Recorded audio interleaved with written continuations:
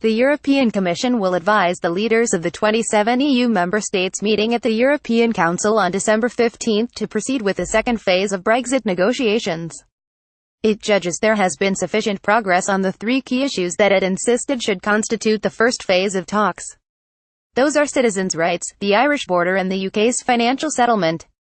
That doesn't mean that a final solution has been achieved on any of these issues, just that there is enough common understanding between the EU 27 and the British government to continue to the next phase of negotiations. So, what next? Expect more of the same time pressures, a well-choreographed approach from the EU leadership and a weak British government gradually converging with the European position.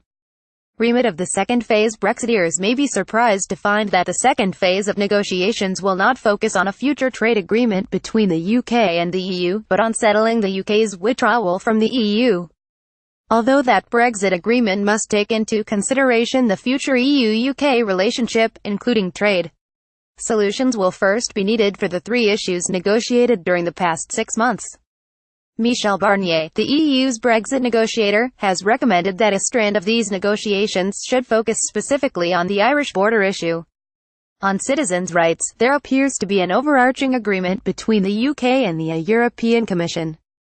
However, the European Parliament still has concerns about what role the EU Court of Justice will play in dealing with these rights. It also wants greater clarity on whether UK citizens will still be able to move freely in the EU after Brexit, on the process to obtain settled status in the UK, as well as whether rights will be extended to the future partners of EU citizens.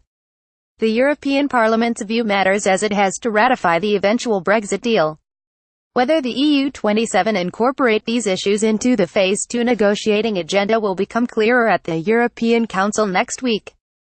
The UK's financial settlement needs to be drawn up during the second phase of the negotiations too.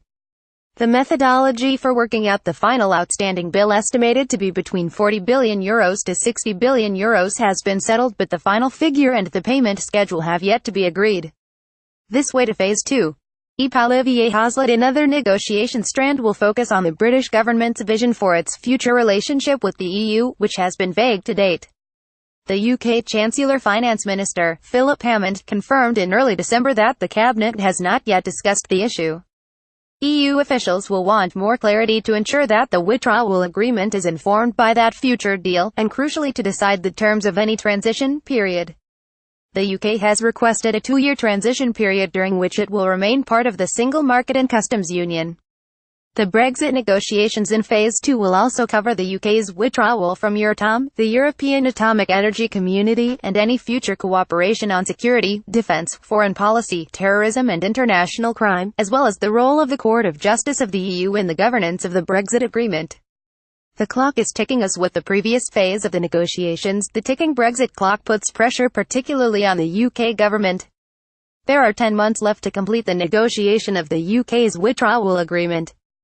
Michel Barnier has made it clear that this agreement needs to be ready by October 2018 so that it can be ratified by the Member States and the European Parliament by the 29th of March 2019, the deadline that marks 2 years since the UK triggered Article 50, giving notice of its intention to withdraw. It has taken 6 months to sufficiently converge on 3 fundamental issues, so it is difficult to foresee how the outstanding items, including a vision for the future UK-EU relationship, can be solved within 10 months. Article 50 allows for an extension of the negotiation process that can be agreed between the UK and the EU at any point during the Brexit negotiations.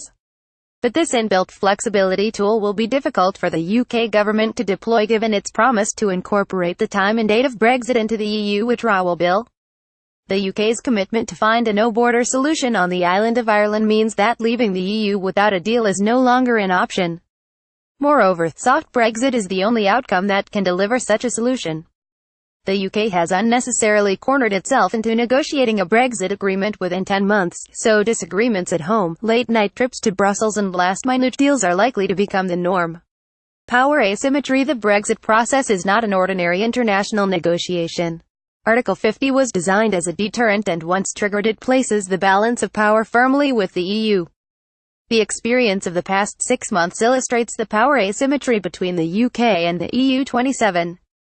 The EU 27 has maintained a solid, unified voice while earlier concerns about a Brexit domino effect across the continent have been assuaged. The British government wasted its bargaining advantage by triggering Article 50 in March 2017 despite being unprepared for the magnitude of the negotiations ahead. Since then, it has been weakened by a reduced majority in Parliament and its dependence on the Northern Irish Democratic Unionist Party and an absence of a concrete vision of its future relationship with the EU. The most difficult challenge is still ahead, European Council President Donald Tusk warned, referring to the next phase of negotiations. The EU 27's unity will be tested now because national preferences are likely to become more obvious in the next phase. But as has been the case thus far, the pressure from various conflicting interests will very much remain on the UK government.